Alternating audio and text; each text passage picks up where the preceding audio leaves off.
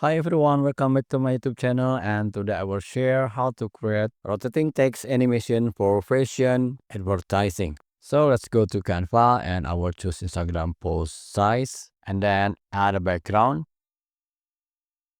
set it as background, and then I will add the model. You can upload your photo or I will just choose this element.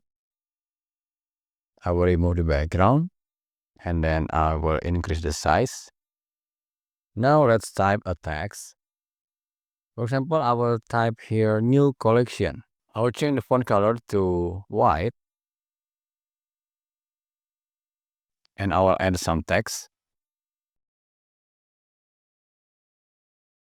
And then I will change the font to a slim font like Antonio. I will choose the light one. And then go to effect, choose curve and adjust the curve to make it a circle. Okay, and then I will increase the size. I will place it here and then select the model and click duplicate. Place the duplicate right on the origin and then crop the duplicate like this from the bottom. I will move the text down a little and then click animate. Scroll down and find rotate animation. Okay, and you can also add flicker.